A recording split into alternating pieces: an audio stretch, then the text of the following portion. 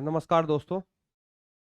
आज हमारे चैनल पर वन डेयर एग्ज़ाम की शुरुआत होने जा रही है और वन डेयर एग्ज़ाम की शुरुआत करने के लिए कुछ प्लान तैयार किए गए हैं कि हिंदी कैसे पढ़ाई जाएगी, मैथ कैसे पढ़ाया जाएगा, रीजनिंग कैसे पढ़ाई जाएगी और जो भी वन डेयर एग्ज़ाम में रिक्वायरमेंट है, जितने भी सब्जेक्ट्स हैं, वो कैसे कैसे पढ़ाए जाएंगे। तो मेरे मुझे जो कार्यभार मिला है वो हिंदी का मिला है और हिंदी पढ़ाने के लिए मैं थोड़ा इस वजह से भी उत्सुक रहता हूँ क्योंकि बोलचाल की भाषा है, भारत देश की भाषा है और भारत में लगभग 80% लोग हिंदी बोलते समझते हैं।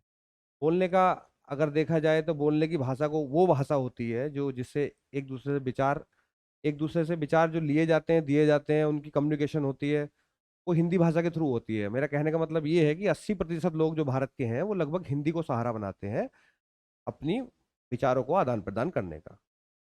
और हिंदी आजकल जो स्टेट पीसीएस होते हैं या फिर जो स्टेट के जो छोटे एग्जाम होते हैं, ग्रुप सी और ग्रुप डी वाले, उनमें भी आती है। तो हिंदी बहुत रिक्वायर्ड हो गई है, मतलब कि ये, और हिंदी रिक्वायर्ड हो गई है इसका मतलब ये नहीं है कि हिंदी को बहुत ज्यादा गहन अध्ययन की जरूरत है या बहुत ऐसी जरूरत है कि उसमें मतलब बहुत डीप जाके पढ़ा जाए और कुछ 20-25 किताबें पढ़नी पड़ेगी आपको। उन उन सब चीजों की आवश्यकता है ही नहीं।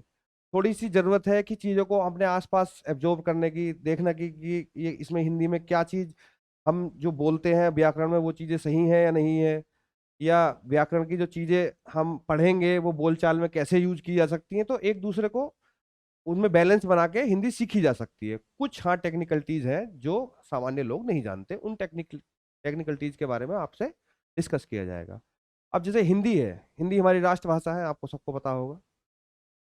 राष्ट्रभाषा, राष्ट्रभाषा कैसा कहना ठीक नहीं होगा, लेकिन राजभाषा है क्योंकि 343 अनुच्छेद में इसका उल्लेख किया गया है। और राष्ट्रभाषा अभी तक ये नहीं बन पाई है क्योंकि बहुत क्षेत्रीय जो भाषाएं हैं वो इस पे हावी रही हैं, क्योंकि क्षेत्रीय भाषाओं का भी अपना इम्पोर्टेंस है। और ऐसा नहीं है कि क्षेत्रीय भाषाएं ये हिंदी से कमजोर हैं। कई क्षेत्रीय भाषाओं का व्याकरण बहुत अच्छा है, कई ग्रंथ लिखे हुए हैं, कई रचनाएं हैं, कई वहाँ कवि हुए हैं जिन्होंने क्षेत्रीय भाषाओं में लिखा है। ठीक है, तो हिंदी हमारे लिए रिक्वायर्ड है तो हिंदी पे चर्चा करेंगे। हिंदी में सबसे पहले हम जो शुरुआत करने जा रहे हैं कि मतलब आपको एक समझा दिया जाए, एक ओवर मैप बना दिया जाए कि भाषा में आदमी अक्सर सीखता क्या है, उसे जरूरत किस चीज की होती है। तो भाषा में सबसे पहले जरूरत होती है कि भाषा को देखा जाए कि भाषा मतलब उसका परिचय क्या रहा, भाषा का कहाँ से उसका उत्थान हुआ, कैसे हुआ, कैसे वो आज के समय में इस सिचुएशन में आई है कि बड़ा इजी हो गए। जैसे आपने देखा होगा कि आज के समय में हिंदी के लिए, हिंदी में बहुत अंग्रेजी वर्ड आ गए हैं। बहुत देखा होगा, बहुत उर्दू के वर्ड बोले जाते हैं, बहुत अरबी वर्ड बोले जाते हैं, बहुत फारसी वर्ड बोले जाते हैं। मतलब बहुत सारे ऐसी शब्द हैं हिंदी में जो मिलावट करके सेंटेंस को कंप्लीट कर दिया जाता है, जिससे कम्युनिकेशन आसान हो जाती है। ठीक है, उसमें कुछ इतिहास भी रहा है हिंदी भाषा का। हिंदी भाषा का इतिहास, जैसे अगर आज के व्याकरण के हिसाब से माने तो हिंदी भाषा का जो इतिहास शुरू हुआ है, अगर आज हम भाषा के ऊपर बात कर रहे हैं और भाषा के बाद हिंदी के ऊपर बात कर रहे हैं, ठीक है, तो हिंदी का एक इतिहास रहा है। यानी कि अगर हम इसके परिचय में जाएं, हिंदी का परिचय क्या है, तो हिंदी का परिचय शुरू होता है वैदिक संस्कृत से। वैदिक संस्कृत, ठीक है। और वैदिक संस्कृत क्या होती थी, जो वैदिक काल में बोली जाती थी। उसके बाद ये वैदिक संस्कृत थोड़ी और इम्प्रूव हुई, यानी कि लोगों में इसका बोलचाल, क्योंकि कठिन थी बोलने में, शब्द बहुत कठिन थे, तो धीरे धीरे इम्प्रूवमेंट आता गया। लेकिन इम्प्रूवमेंट आने के साथ साथ जो मूल शब्द होता है उसमें विलक्षणता आ जाती है। यानी कि वो शब्द जो होता है, वो जो शब्द की इजाद जहां से हुई थी, इजाद यानी कि खोज जहां से हुई थी, उस शब्द में विलक्षणता आ जाती है। तो वही जो शब्द है वो बाद में जाके हिंदी में बदल जाते हैं। अरबी के शब्द भी आए तो वो भी हिंदी का रूप ले लिए। तो मैं उसका एक पूरा परिचय दे रहा हूँ। जैसे वैदिक संस्कृत आई, उसके बाद लौकिक संस्कृत आई। जो लौकिक का मतलब जो लोगों में संस्कृत जो है बहुत ज्यादा बोली जाती थी, ठीक है, तो एक लौकिक संस्कृत आई। संस्कृत के बाद फिर लौकिक संस्कृत के बाद इसमें पाली आई। पाली का आप इतिहास जानते ही हैं कि जो बुद्ध बौद्ध जो ग्रंथ लिखे हुए हैं पाली में लिखे हुए हैं, ठीक है। तो इसका जो है वैदिक संस्कृत, लौकिक संस्कृत, पाली।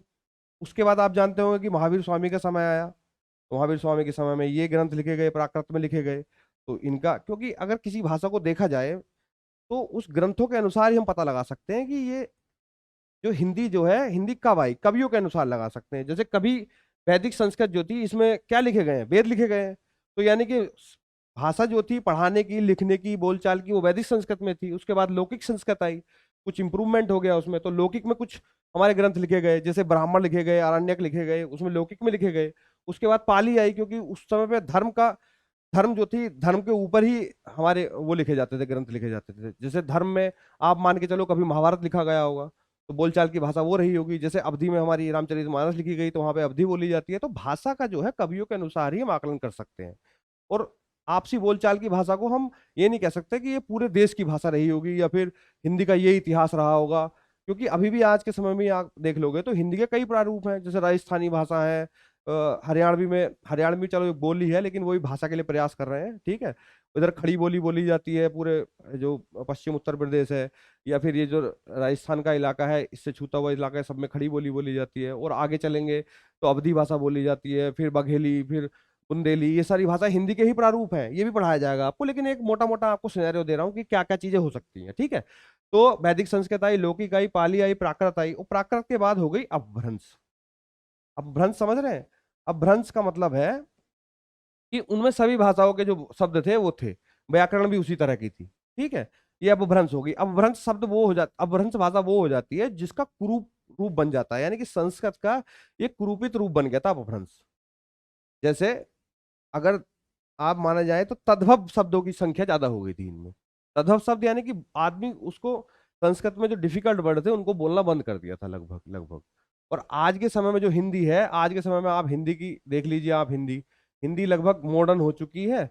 और हिंदी को आज जो हिंदी का वो है प्रारूप है, क्योंकि आपने देखा हो कई कविताएं लोग, कई गाने चलते हैं, जैसे मान लो आपने देखा होगा, तो गानों में क्या होता है, हिंदी के हिंदी भाषी गाने हैं, उनमें रैप डाल दी जाती है, 50 चीज डाल दी जाती है। तो मॉडर्नाइजेशन हो गया आज के समय में बहुत हिंदी का।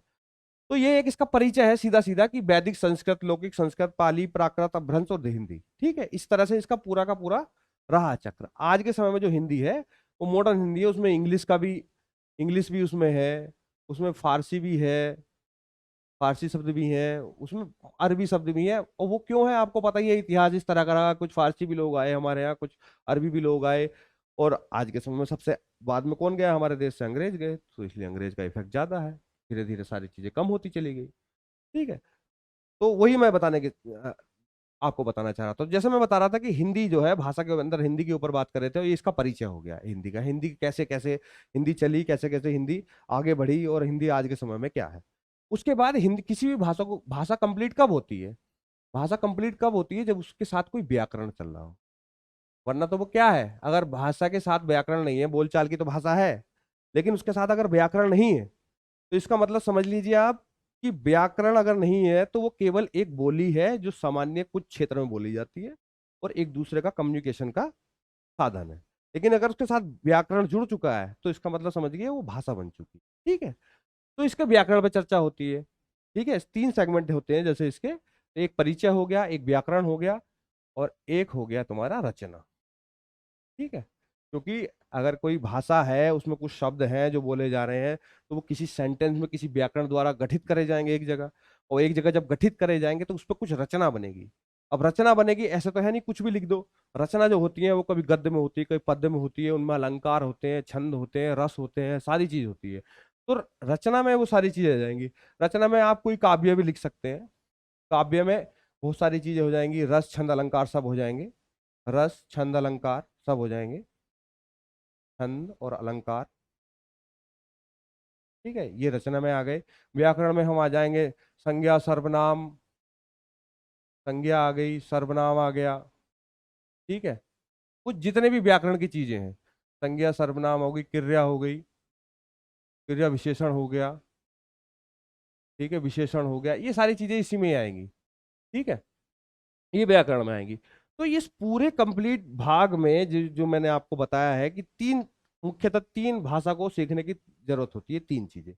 उसका परिचय, उसका उत्थान कहाँ से हुआ, उसका आज के समय में क्या स्टेटस है, व्याकरण, वो व्याकरण कैसे उसका हुआ, उसका व्याकरण मतलब कैसे बना, कौन उसमें लोगों ने सहयोग किया, किस किस लोगों, किन किन लोगों ने सहयोग किया, या फिर किन किन चीजों ने सहयोग किया। उसके बाद रचना आती है, जिसमें अगर आप अगर आप एक लेटर किसी को लिख रहे हैं ना, वो रचना के अंदर आएगा।